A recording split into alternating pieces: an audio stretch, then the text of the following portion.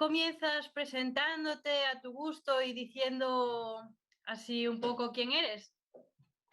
De acuerdo, como lo consideres bien. Bueno, buenos días a mis anfitriones del grupo editorial Tegra. Es un placer maravilloso compartir con ustedes, vernos cara a cara, ya que en esta pandemia las cosas no son tan fáciles en lo presencial.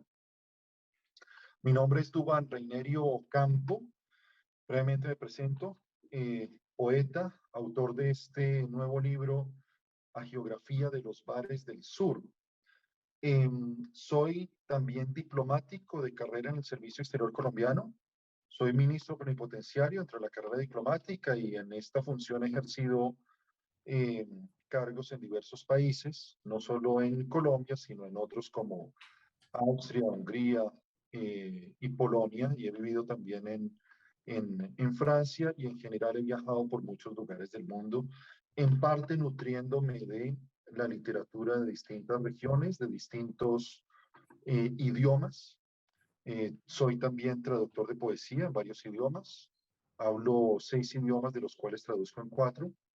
Y quizás para quien tenga esa posibilidad de observar con sutileza, al leer algo de mi poesía encontrará allí visos justamente de la poesía de autores en otros idiomas, particularmente diría la influencia de la lengua polaca, francesa, inglesa y un poco también de la lengua portuguesa. Bueno, esa es más o menos mi presentación. He escrito toda la vida, pero solo, y en esto quiero mencionarlo muy brevemente para arrancar, hay una brecha entre el hecho de escribir y el hecho de publicar. Y para mí, ese cambio, ese punto de inflexión, se dio con el nacimiento de mi hijita Nadia, hace ya casi 3 años. He escrito toda la vida, como digo, pero sufría de una especie de complejo kafkiano. ¿Recuerdan ustedes esa famosa anécdota en que Kafka le pidió a su mejor amigo que destruyera todos sus manuscritos y por fortuna no aceptó su voluntad? Y en el cual, de alguna manera, todo aquello que he escrito desde casi niño, desde la pubertad, podría decir, venía en gavetas y no había querido salir a la luz, más que para aquellos a quienes dedicaba de una manera muy directa un texto. Al nacer mi hijita Nadia, me he decidido y en 2 años, de 2019 para acá, pues me he lanzado en esta aventura de publicar. Hoy en día, de la mano quizás del mejor guía, como en el Horacio para Dante en la Divina Comedia, de los amigos de Grupo Editorial Tegra, y en eso pues me siento plenamente honrado de estar aquí y de presentar ya mi segundo libro, con el cual creo que hay una mayor consolidación de mi voz de poeta, ojalá para encontrar un auditorio en el que compartamos de y de corazón. Muchas Gracias. gracias por las palabras y por la presentación. Para comenzar la entrevista, a mí me gusta siempre comenzar con una ronda de preguntas rápidas para romper el hielo y que estemos todos lo más cómodos posibles. Entonces, siempre empiezo con, ¿te gusta escribir a mano o a ordenador? Oh, buena pregunta. Claramente ordenador. Y mucho más ahora que, como decía, he comenzado a publicar en diversos libros de antología, revistas y demás. Sí, porque digamos que yo creo que el hecho de la creación literaria eh, poco tiene que ver realmente con el medio y más con la finalidad. Así que creo que si Shakespeare hubiera tenido la oportunidad, también habría escrito a ordenador. No obstante, queda algo de romántica tragedia en mí que hace que yo cargue una pequeña libretita y un bolígrafo a donde quiera que voy, porque es cierto, no se sabe cuándo golpea la inspiración. Y como lo dijo ese maravilloso poeta mexicano, Amado Nervo, las palabras me las dicta no sé quién, y ese no sé quién tiene otros horarios que son distintos a los míos. Es verdad. Sí. Y cuando escribes al ordenador, ¿guardas en el escritorio o prefieres la nube? Bueno, en la nube guardo cosas que son para mí igualmente importantes, como por ejemplo las fotos de mi familia, eh, pero soy bastante celoso con mis escritos, así que lo guardo en el disco duro de mi ordenador y suelo copiar en una o dos pendrives aparte, pero trato de no poner estas cosas en la nube. Tengo una, digamos, confianza relativa hacia la nube, aunque sí la aprovecho, pero no para la literatura. Claro. ¿Y para leer, prefieres leer en físico con papeles o online? Definitivamente en eso sigo teniendo una relación física, romántica con el libro en papel. Eh, Recuerdo incluso en algunas clases de fotografía, un hobby particular, un profesor decía, por más que hay muchos avances, ¿no? Lo único que está probado, que ha resistido siglos, es el papel. Es Y, verdad. y en ese sentido creo que hay una relación particular con el papel. Sobre todo la poesía, más allá de la narrativa, me gusta leerla en papel. Y marco, nunca rayo un libro, ¿no? Pero marco con banderitas, con elementos para volver sobre ella porque siento que la poesía en particular se relee constantemente, ¿m? Así como el famoso libro de Italo Calvino de por qué leer a los clásicos, él dice que los clásicos no se los lee, sino que se los relee. Mm, Pienso que con la poesía pasa lo mismo porque no se convierte necesariamente en un clásico de la humanidad, pero sí se convierte en un clásico de la identidad de la persona como lector. claro. Y por eso me gusta más el papel. Dicho esto, aprovecho también para leer, digamos, en Kindle algunas cosas porque es práctico, pero digamos que mantengo también Sí. ese balance y sigo prefiriendo el papel.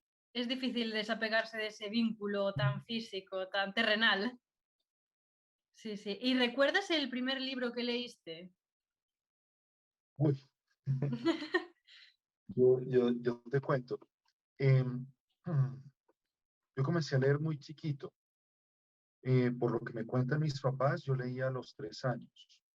Y, y por lo que recuerdo yo y me cuentan ellos también, leí siempre de corrido. Y eh, hablaba con un amigo violinista, maravilloso violinista, bueno, es una persona, es un polaco colombiano fenomenal, que me decía cómo él, cuando vio que su padre también es músico, por primera vez muy chiquitín, un violín colgado en la pared y se enamoró de él. Yo no tenía ese, digamos, entorno en mi casa, pero en casa de mis papás lo que siempre había eran libros. Entonces yo creo que esa conexión que puede tener el, el pintor con el pincel o el violinista con este instrumento, para mí se dio con los libros. Digamos que eso es. ¿Cuál fue el primero? Es muy difícil decirlo. Seguramente fue un libro ilustrado.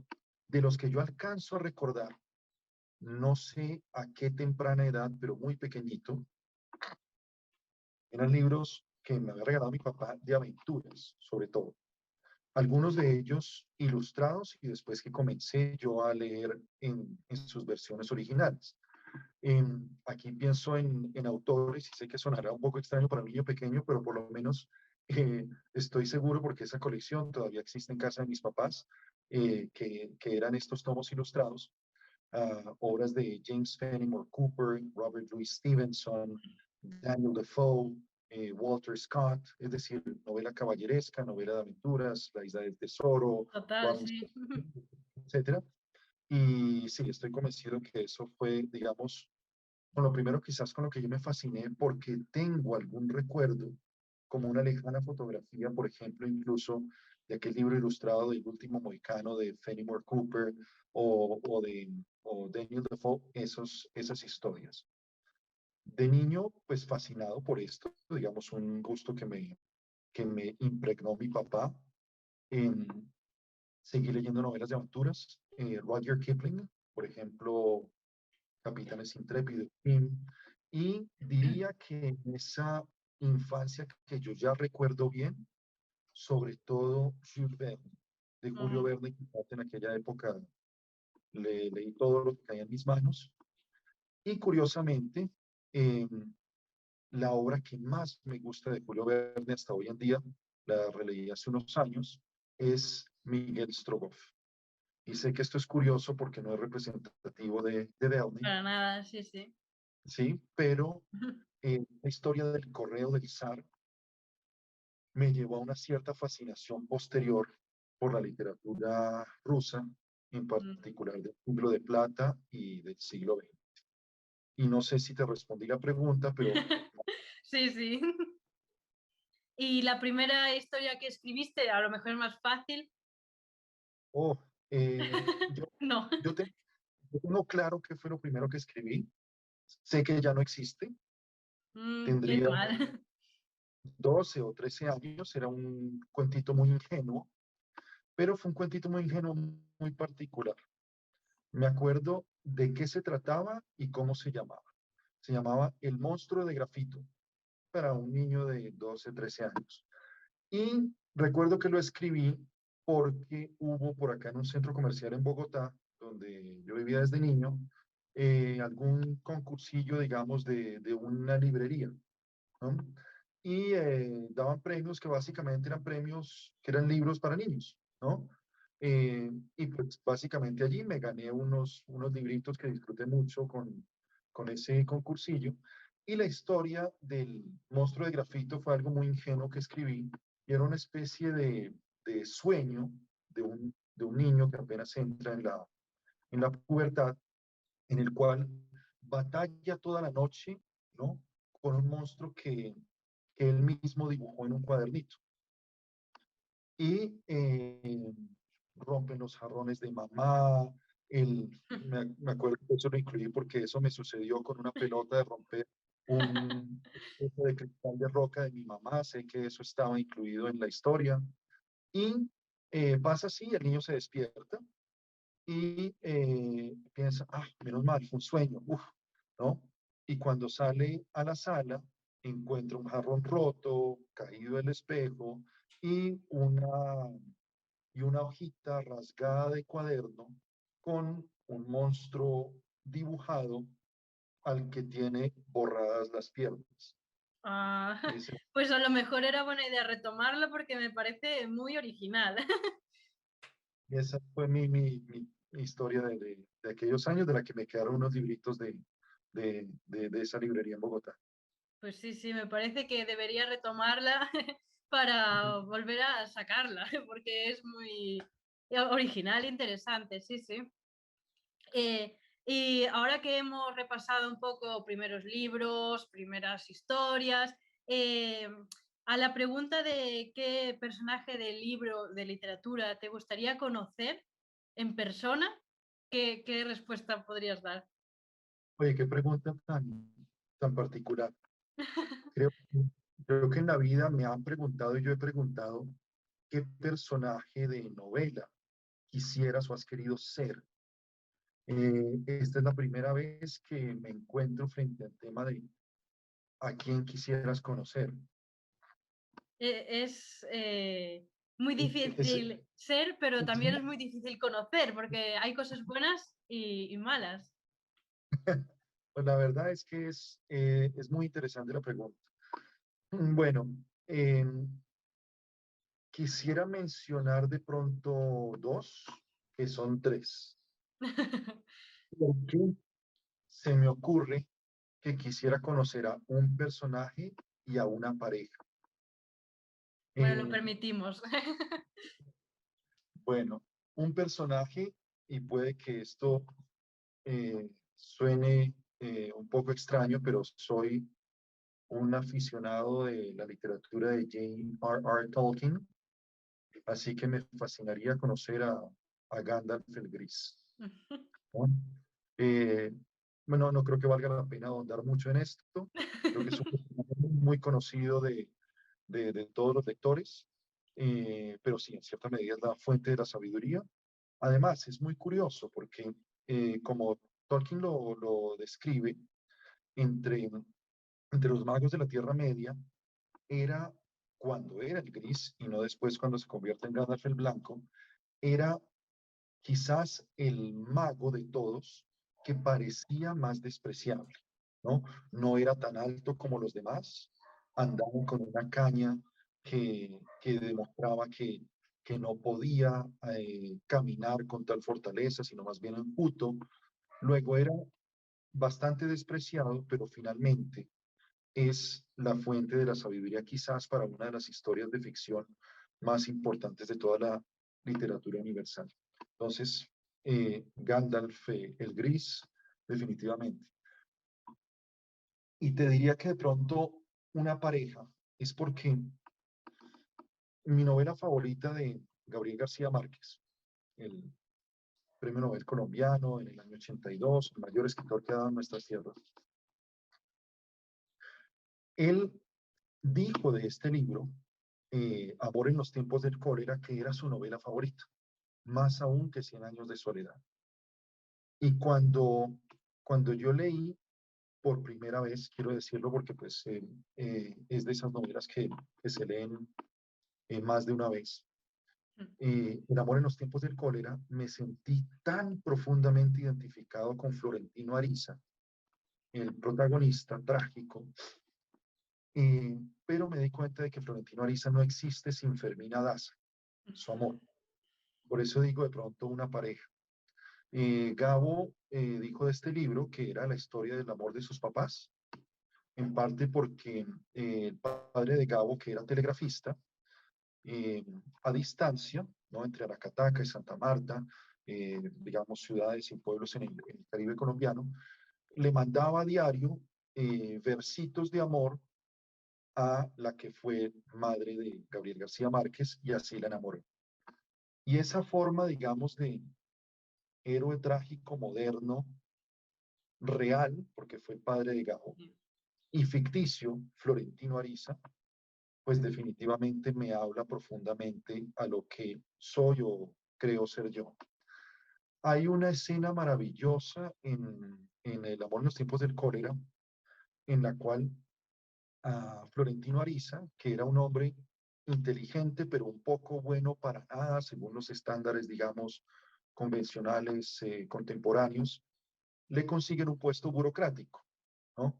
Y lo ponen a trabajar en una empresa naviera o portuaria. Y él allí pues tiene que hacer recibos de exportación, de importación, descargue de los peces, etcétera. Pero como lo que le arde por dentro es el poeta, él responde, ¿no? Los recibos de exportación e importación en forma de verso, a veces rimando, ¿no? Y se gana obviamente unos regaños extraordinarios de su jefe. Eh, yo soy diplomático de carrera, entonces he sido funcionario público toda mi vida con mucho honor y amor extraordinario por la diplomacia y por mi patria, pero a veces me encuentro con esa situación en que yo no quisiera sencillamente escribirle esta nota diplomática a mi ministra o a mi presidente o al embajador de un país amigo, sino que como que quisiera hacerlo de una manera mucho más personal, epistolar, y me toca reprimir ese instinto. Entonces, de Sí. pronto, por eso, Florentino Ariza y Fermina Daza, y como para concluir, a María, si esto fuera posible, eh, ir a tomar ron a su casa en el Caribe. Claro, sería, si quedáis para cenar, sería una cena muy interesante de cuatro, muy Mm. divertida, también digna de escribir. Bueno, ya en el meridiano de la entrevista, me gusta hacer unas preguntas para conocerte a ti como persona. Después de este entrenamiento, el calentamiento de las preguntas rápidas. Entonces, ¿cuál es tu momento favorito para leer o escribir?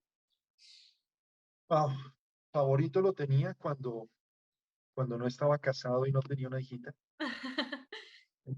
pero siempre fue la noche, siempre fui noctámbulo. ¿Tanto para leer Eh, como para escribir? sí, para las dos. Es cierto que cuando tengo tiempo y es un día soleado, no hay nada más delicioso para mí que poder estar en la naturaleza y leer poesía ante todo, ¿no? La rosa intemporal del tiempo, como escribió Cardoso de Aragón, pero también novela y otras formas de literatura. Pero sí, siempre he sido noctámbulo.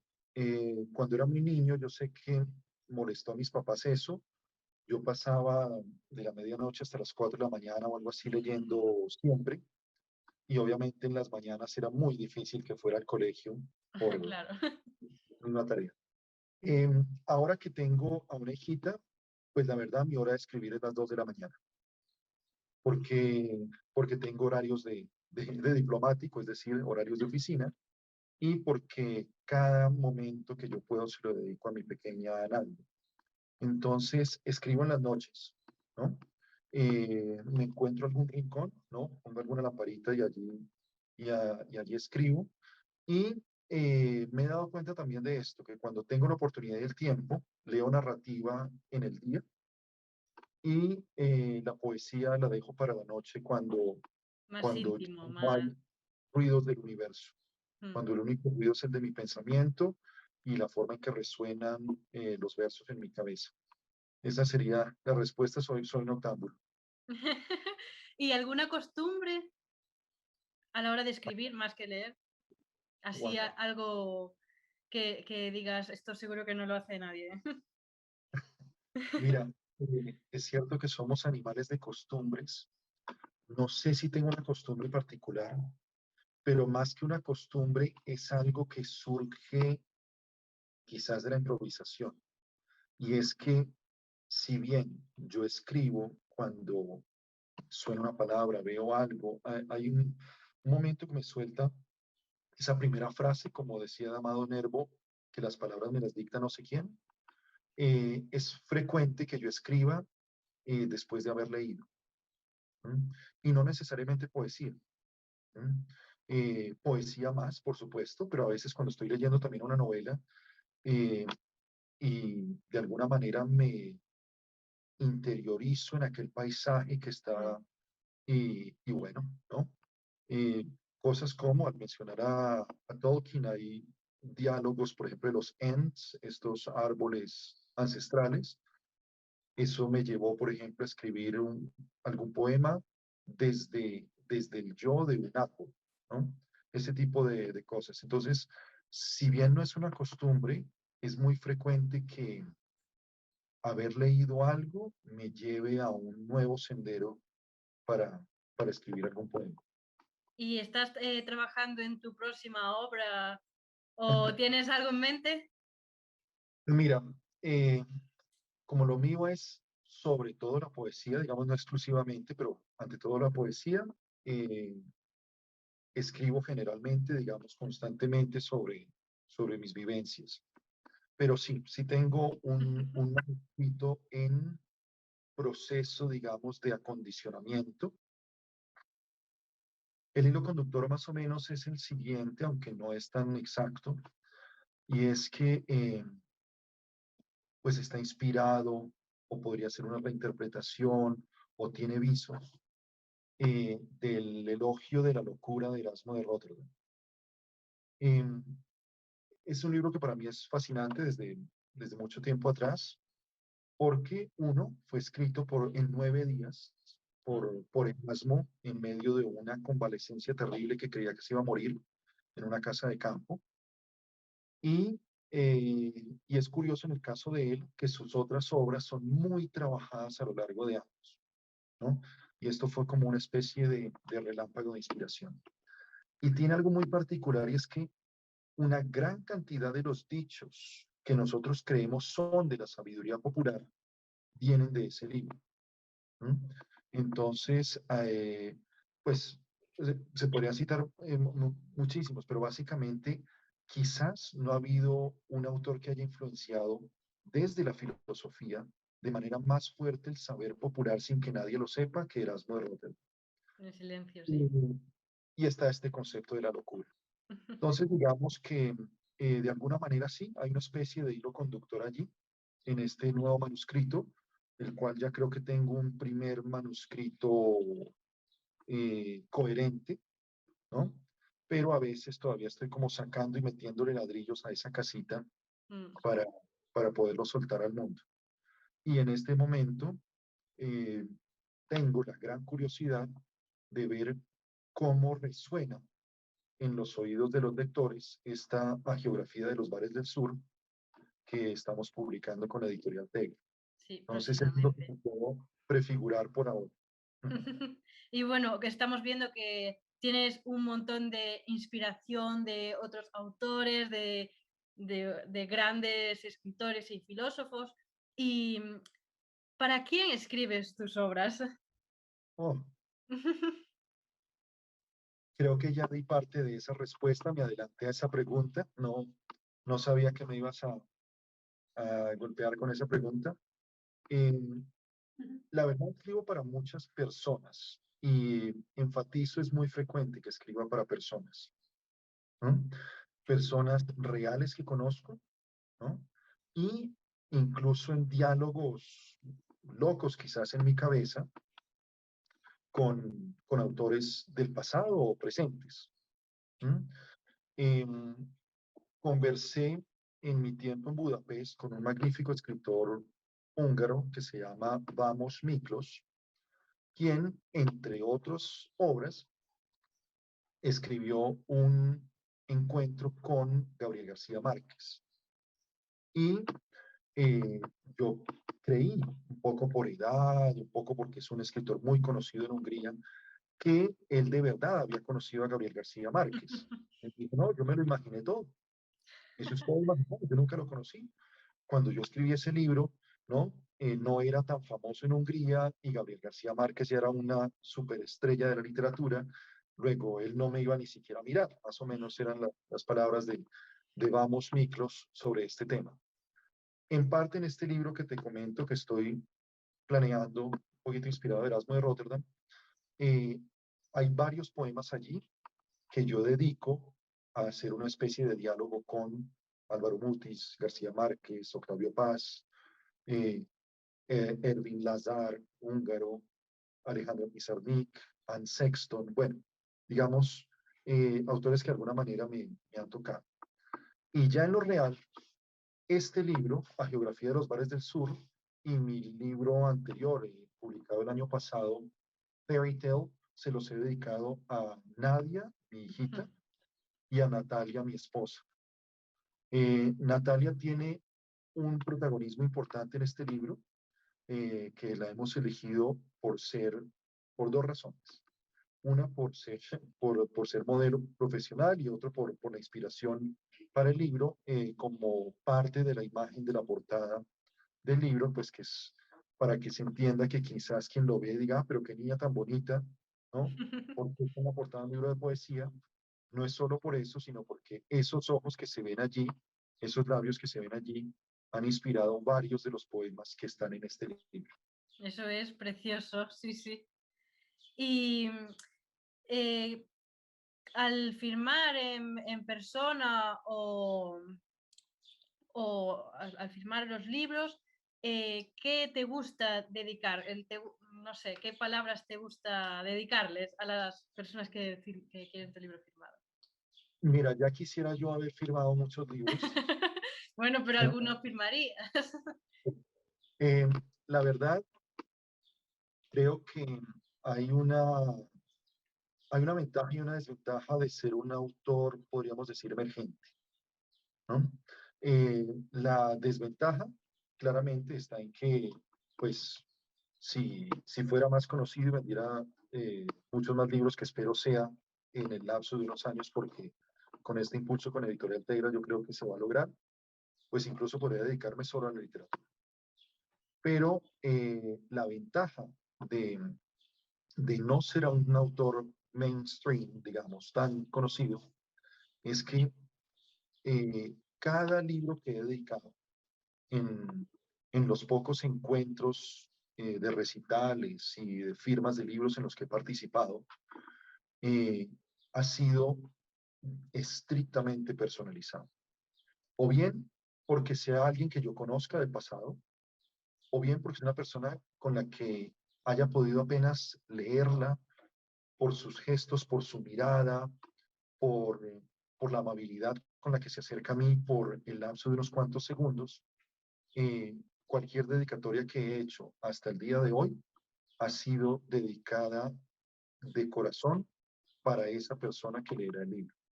Y espero mantener esta costumbre en lo que se pueda. Eso es lo bonito, creo yo, que no besos. Lo bonito es que sea algo especial para tenerlo tú guardado también con cariño, creo yo, vamos. Y a alguien que comienza en el mundo editorial, ¿le podrías dar algún consejo? Aunque consideres que estés empezando, ya has caminado un poco por este camino, ¿qué has podido anotar? Pues mira, pues yo también estoy aprendiendo. Mm, a estas alturas, como te digo, la literatura ha sido una parte de mi vida desde niño, pero la publicación, dar el paso a, a realmente soltar esa obra al mundo y que tome vuelo propio y que no sepa yo qué pasa con ella realmente, ¿no? Que no sepa yo qué tipo de interacción íntima está teniendo con una persona en el salón de su casa o frente a una playa. Eso es algo nuevo para mí.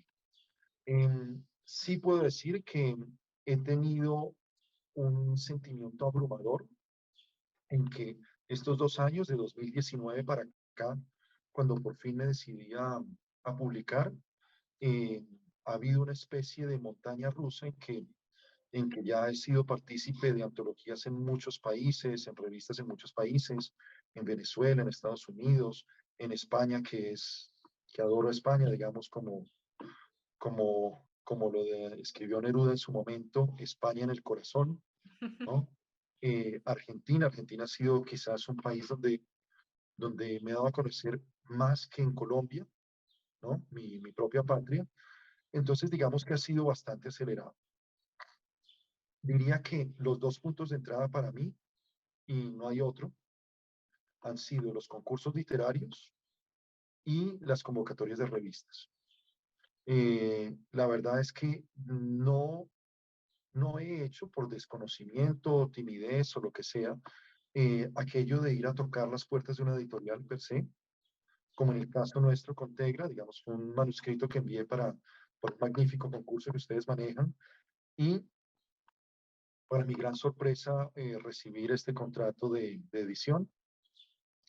Entonces yo creo que sobre todo en lengua hispana, porque yo escribo en otras lenguas, pero no he lanzado todavía nada al mundo en otras lenguas, me he dado cuenta de que hay una plétora de concursos de todos los tamaños, colores y sabores, y yo creo que la ventaja del Internet hoy en día nos permite explorar información que no nos llegaría de otra manera. Entonces, con la humildad que cabe de ser un poeta en ascenso, sí le recomendaría a cualquier escritor, joven o mayor, eh, que busque los concursos y las convocatorias de las revistas. Creo que ese ha sido, por lo menos para mí, el punto de entrada. No podría hablar de otros. Ahí dejamos el consejo para quien lo coja. Y tú como persona, ¿tienes alguna palabra favorita o que uses más o que te guste en especial? Uy, esto es algo que he pensado desde adolescente. Eh, Te voy a decir algo. El idioma español es tan abundante, tan maravilloso, que es difícil escoger una sola palabra. Tengo muy claro en idioma español cuál es la palabra que más odio y desprecio. Esto lo tengo súper claro. Y tengo varias palabras favoritas en otros idiomas. Entonces te comentaré. Eh, Trataré de ir pensando en cuál sería mi palabra favorita. Eso es algo que identifica muy frecuentemente a un poeta, sobre todo. Por ejemplo, cuando yo escucho la palabra cigarra, inmediatamente pienso en Vicente Gervasi, uno de los mejores poetas venezolanos. O cuando escucho Crepúsculo, inmediatamente pienso en Neruda. Mm. Entonces, digamos que es cierto que a veces se identifica. La palabra que odio eh, es tan fuerte para mí que le dediqué un poema en esa colección que estoy trabajando sobre la locura. Y esa palabra es deglución. Me aterra esa onomatopeya de deglutir. Mm, Hay algo, hay algo que me eriza la piel con solo escuchar esa onomatopeya. Por eso, en aquel libro que está en construcción, hay un poema que se llama Deglución y comienza más o menos como: dije que escribiría un día, por horror a la palabra más indecible, un poema, una no oda, una... No, ya no me acuerdo.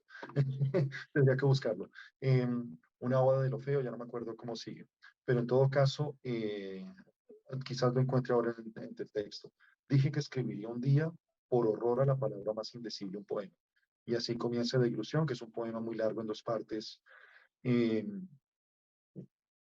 bueno, acerca de todas las formas en las que el universo me ha deglutido y expulsado y claro, vuelto. a veces es más fácil encontrar una palabra fea o una que no te guste o que te lleve a cosas negativas que una positiva, porque en la vida vemos muchas cosas positivas, aunque nos quedemos con las negativas. Es decir, hay muchas palabras hermosas.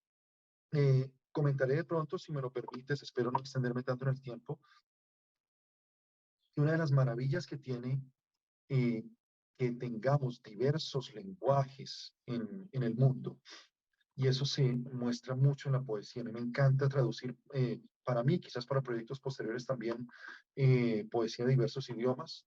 Incluso hay un proyecto que tengo por ahí en camino a más largo plazo de una antología de poetas polacos en español. em, es que hay cosas que no se pueden traducir. Claro, por ¿No? ejemplo, mi palabra favorita no existe, por así decirlo, en español, español de España, porque es apapachar, que es abrazar con el corazón. A mí esa palabra es que me encanta.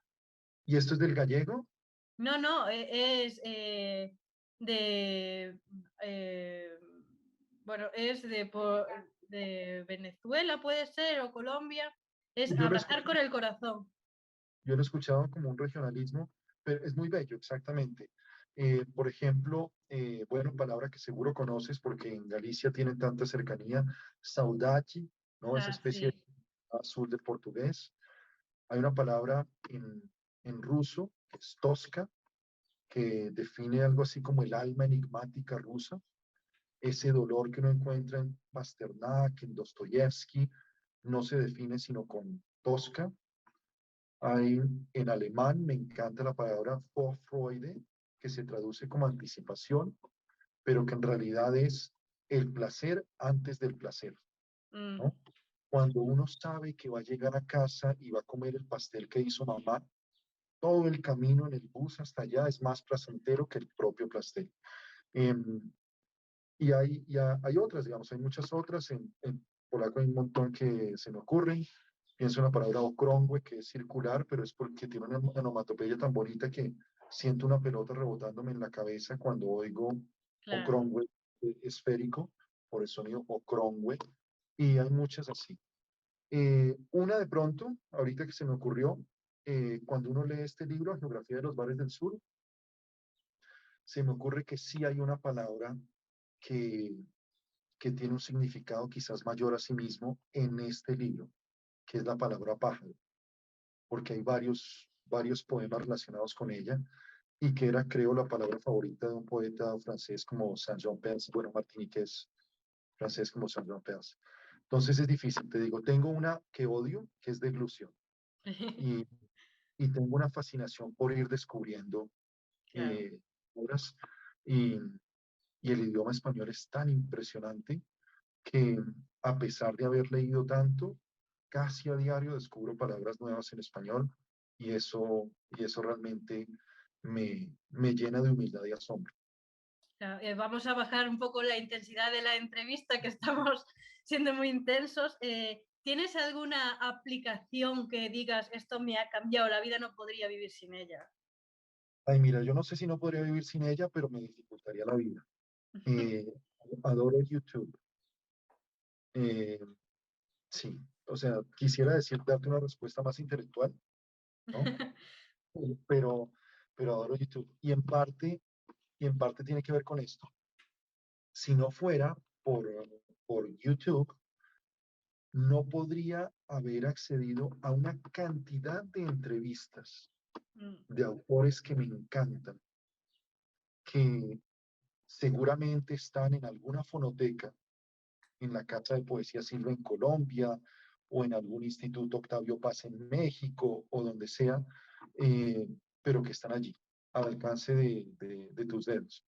Entonces, para mí, aparte de entretenimiento puro, de música y eh, comedia, que me fascina, eh, me ha permitido escuchar a veces poemas recitados de la voz de sus autores que requerirían una investigación muy claro, compleja para sí. poder llegar a ellos. Entonces, sí, no es tan intelectual, pero YouTube para mí es una puerta impresionante para esos contenidos. Y aunque yo no lo uso para promover mi poesía, tal vez no aún, soy muy, digamos, neófito en temas de redes sociales y de promover por estos medios no tradicionales. Sí he encontrado que hay algunos autores nuevos que han podido usar esa plataforma para darse a conocer y creo que también es una ventaja de ella. Sí, sí, en temas de poesía hay book trailers que son increíbles, que te erizan la piel totalmente, sí. Te hacen como por dentro sentir lo que ellos quieren expresar con imágenes que ponen todo en ellas, sí, sí. Bueno, y si fueras un superhéroe, ¿cuál sería tu kriptonita? ¿Qué te Ah, mataría? pensé que me ibas a preguntar que cuál sería mi poder. Eso ya está muy preguntado. Ahora vamos por las cosas que te matan. Exactamente. O sea, de verdad que tus preguntas y haces como ilusionas al oyente y después le sueltas una punchline que es como una espada de Damocles. Wow. Eh, bueno, creo que se nota, no por haber mencionado a Tolkien, entre otros, que soy eh, hace años un gran aficionado del cómic, hoy en día de otra, más bien, hoy en día lo admito un poco por falta de tiempo, más bien mis superhéroes los veo en la pantalla, ¿no? En series o en el cine, y sí, sí fui muy amigo del cómic años atrás. Em, Eso quiere decir que he pensado muchísimo en qué superhéroe sería. He tenido cualquier tipo de versiones en mi cabeza. Eh, Soy un gran amigo de los juegos de rol, aunque ahora pues lógicamente juegue menos, lo cual hace que lo haya pensado. La kriptonita. Difícil. Te voy a decir algo claro con esto y es que eh, al ser diplomático, y creo que esto viene desde niño, yo era el niño que paraba las peleas entre los amigos, ¿no? Em, Siempre soy bastante mesurado al, al dialogar, al negociar, ¿no? Es difícil sacarme de los cabales, pero hay una cosa que me hace hervir la sangre y a veces no me controlo, y es la injusticia. Ay, sí. Mira, si yo veo que una persona golpea o se aprovecha de un anciano, de un niño, que insulta a una mujer por su condición de mujer, eh, uy, eso me hierve la sangre y el diplomático se queda guardado en el closet y aparece Hulk.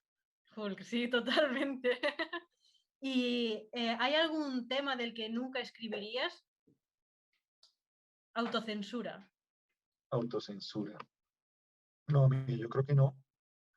Eh, yo creo que no porque, primero que todo, todos los asuntos merecen ser debatidos, pensados, y aparte porque algunas veces he encontrado obras literarias o artísticas puede ser en una instalación o puede ser en el cine, sobre temas tan anodinos que si hubiésemos de alguna manera sacralizado o paganizado, dependiendo de cómo lo mires, ese tema en particular, pues nos habríamos privado de la fascinación de una obra semejante. Mm, pasa con mi poesía, ¿no? Yo a veces me encuentro con cosas que son muy extrañas. Hay un poema dentro de este libro, A Geografía de los Bares del Sur, que se llama ¿Acaso es hijo del acoso? Que creo que no he encontrado un texto dentro de lo que he leído a lo largo de muchos años sobre un tema como está allí. Eh, y no es necesariamente, digamos, como suena el título. Eh, así que pues lo dejo un poco como de abrebocas para algún lector. Sí, efectivamente, no hay temas tabú y sobre todo porque eh, muchas veces si uno se niega a afrontar algún tema o situación hoy, es probable que años después piense de una manera diferente. Sí. Em, entonces, espero que esa respuesta sea, sea favorable o suficiente. Sí, sí, sí, total. ¿Y el mejor consejo que te hayan dado, tú cuál dirías que es en toda tu vida? Mira, me han dado tantos consejos, mi mamá tiene unos buenísimos, ¿no? Eh, pero yo creo que eh, algo que he hecho casi una norma de vida son las palabras de Picasso al decir, la inspiración existe, pero tiene que encontrarte trabajando. Si eso no fuera cierto, no existiría el Guernica. ¿Mm? Hay personas que tienen un maravilloso talento para lo que sea, no solo para la literatura, ¿mm? En la música, en el deporte, ¿no? Y que al cabo del tiempo se ven superados por otros que quizás no tenían ese don primordial. Así que definitivamente las palabras de Picasso resuenan y resonarán siempre. Y a la hora de tu primera publicación, ¿cómo te sentiste cuando, bueno, ya dijiste que se perdió un poco lo que hacía tu obra y así, pero ¿cómo te sentiste tú al ver tu libro publicado? Uy, mira, sobre todo con eh, el primer libro tiene algo y es que una mezcla terrible y extraña para la que ojalá existiera una palabra, ¿no? Y quizás tenemos que pensar en ese nuevo neologismo futuro de terror y excitación, porque por una parte estaba feliz, estaba dichoso, ¿no? Abrazaba a mi esposa, abrazaba a mi hijitas, porque el libro era para ellas, nació de ellas. Si no hubiera sido por mi esposa, yo no hubiera publicado nunca, porque ella es polaca, es psicóloga. Esa yo creo que es la mejor profesión para estar relacionada con un poeta. Y, eh, y fue ella, digamos, quien me motivó realmente a, como decía, quitarme ese disfraz, ese complejo kafkiano y salir al mundo. Desde aquí le damos las gracias. Gracias. Y ya el libro publicado, Terror y Excitación, porque por una parte es feliz, es como, es el sueño que no había realizado y que no había puesto el trabajo. Como decía Picasso, la inspiración estaba allí toda, pero no había puesto el trabajo de mostrarlo y de ser completamente vulnerable para mostrárselo al mundo. Eh, y, eh, y, la, y mezclado con esto de que qué pasará, qué vida cobrará, ¿no? Y es cierto que los libros y los textos en general toman una vida propia. Es algo realmente eh, impresionante porque, por ejemplo, cuando uno analiza el Ulises de James Joyce, ¿no? Es un libro muy extenso, pero la cantidad de páginas que se han escrito en numerosísimas lenguas sobre Ulises de Joyce supera en gran medida a lo que fue la obra misma.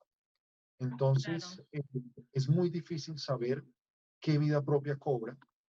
Y yo tengo realmente la esperanza de que con este libro que tenemos con Tegra de Geografía de los Mares del Sur, em, hay allí algunos poemas que creo, ¿no? Resonarán de una manera muy particular porque no son, no todos, pero unos cuantos no son como nada que se haya escrito. Claro, cobrarán vida. Cobrarán vida, ya veremos si justamente no se ha escrito nada como esos unos 4 o 5 poemas que están allí que yo creo que no tienen comparación con algo previo, no solo mío, sino en general. Si de pronto no existía algo así porque no servía, o no existía algo así porque había que rasgar el cielo para estirar la mano y tocar las estrellas. Mm. Y si ahora alguien que no le gusta leer, que le parece pesado, te pregunta que le recomiendes un libro, el único libro que se va a leer en su vida, o para motivarlo, ¿tú cuál recomendarías? Esas preguntas todas son tuyas. Siempre preguntan qué libro recomendarías y eso. Y todos tenemos un libro para recomendar. Claro, pero No, esto es a alguien que no le gusta leer. ¿qué libro le recomiendas a alguien que no le gusta leer? Wow. Em, esa pregunta sí que es difícil. Comenzaría por decirte esto, y es que mm, eh, la, lo pletórico de la literatura, tanto del pasado como de la industria literaria y editorial actual, hace que uno observe que hay gustos para todo. ¿M? Y que hay algunos autores que se convierten en, digamos, mainstream y que pueden ser muy aceptados por muchos, pero que a un lector en particular definitivamente no le gusta. Eh, y a veces se rescatan autores no tan famosos, pero que es que son maravillosos. En ese sentido, sobre todo el consejo, ¿no? Sí voy a aventurarme a decir un título, pero sobre todo el consejo es eh, buscar qué motiva a esa persona. ¿Mm? Y en esto el género cuenta, ¿no? Por ejemplo, yo leo de todo, pero es cierto que de lo que más leo, de lo que más sé, de lo que más está llena mi biblioteca es de poesía y de historia, digamos esas dos. Em, para otras personas, la poesía no les habla directamente porque quizás prefieren algo más tangible. Em, y hay para quienes sí les abre las puertas de su imaginación. Entonces, digamos que habría que encontrar qué motiva a esa persona. Y si esa persona la motivan otras cosas, como la danza o el deporte, pues que se incline por libros sobre danza o deporte que hay maravillosos, ¿no? Por ejemplo, pues digamos, ya que hablo de historia, ¿no? Otro autor polaco, bueno, voy a decirlo en polaco, es que traté de decirlo en colombiano, Ryszard Kapuscinski, ¿no?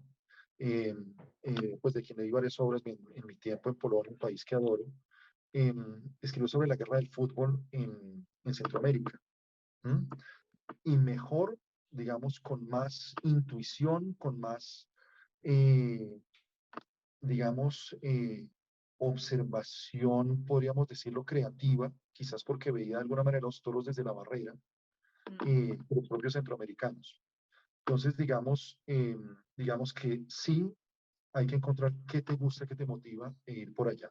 Ya recomendé a Kapuscinski, no era la recomendación que iba a hacer, pero quisiera recomendar un libro más bien, en parte porque lo leí recientemente, en parte porque es un autor colombiano que encuentro fascinante y porque toca de una manera impresionante los mundos de la narrativa y de la poesía.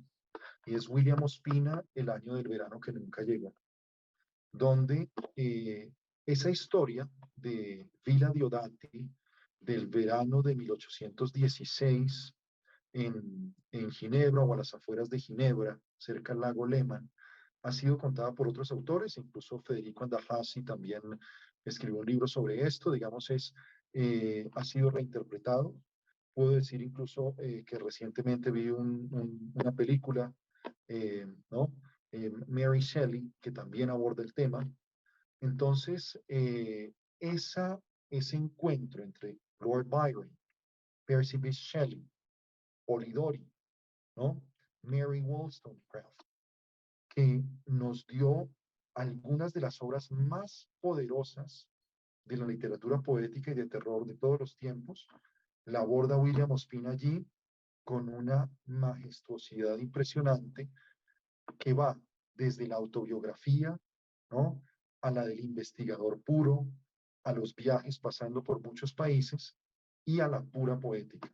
Entonces, de pronto recomendaría ese, pero no sé si es para un lector que no quiera leer o que no le guste leer, que encuentre lo suyo, ¿no?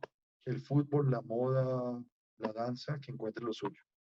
Y para recomendarle a alguien que compre tu libro, ¿qué le dirías?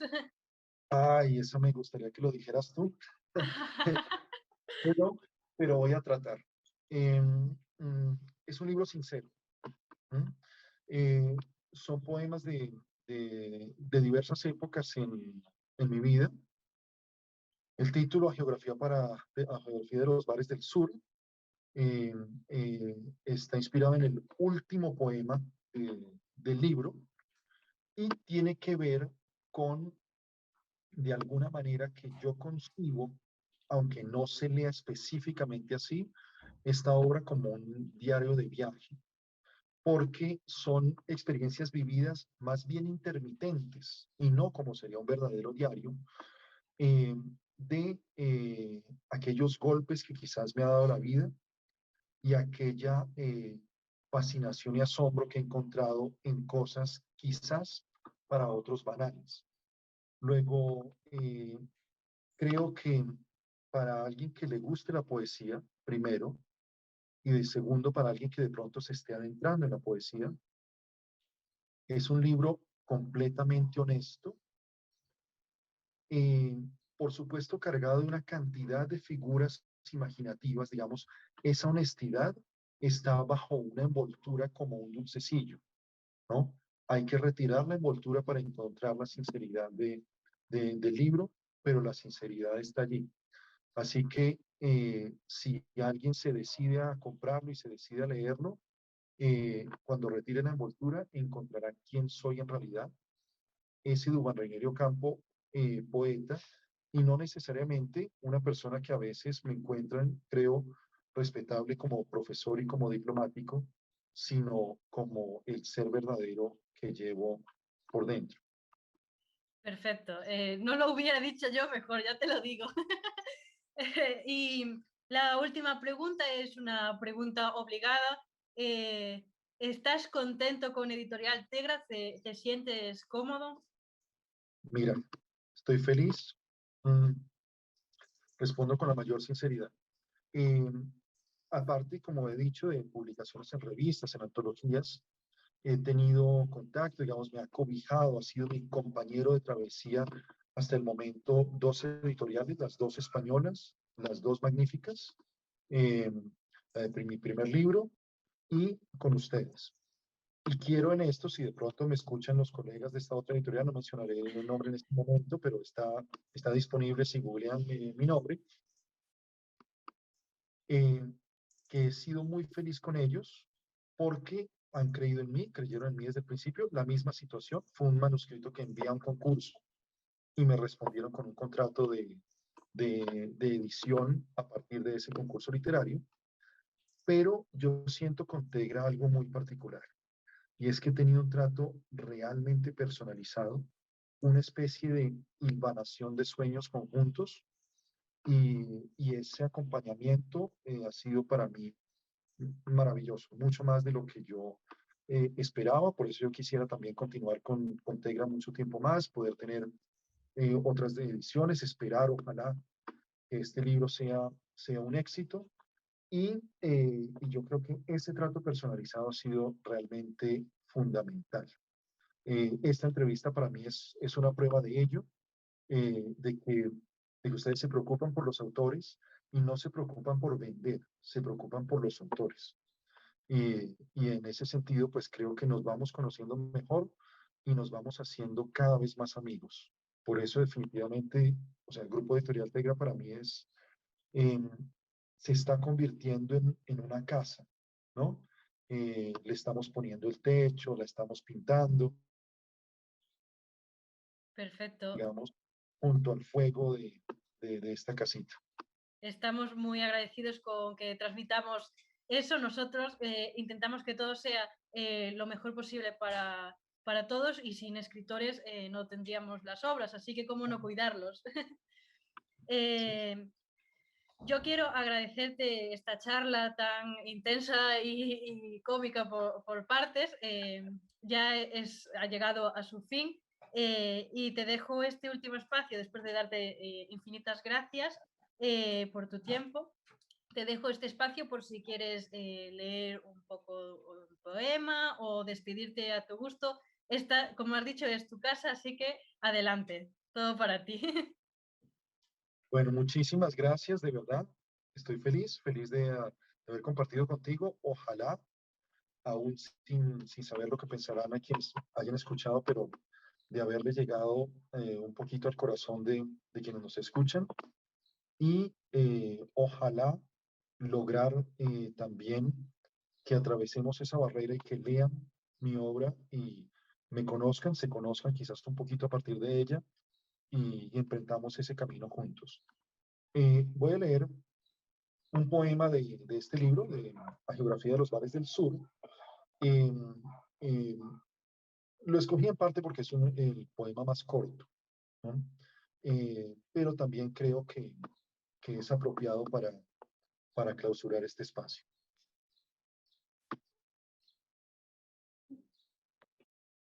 La hipnosis del tiempo huérfano.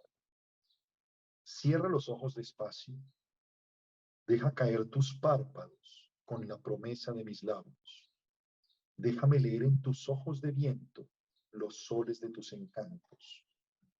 Tómame la mano, llévame a tu espacio y déjame sentir que en tu silencio canta el alma de los pájaros. Los pelos de punta. Pues muchas gracias de nuevo. Gracias a ti, esto ha sido una hermosa experiencia para mí y espero que este diálogo lo continuemos de muchísimas maneras.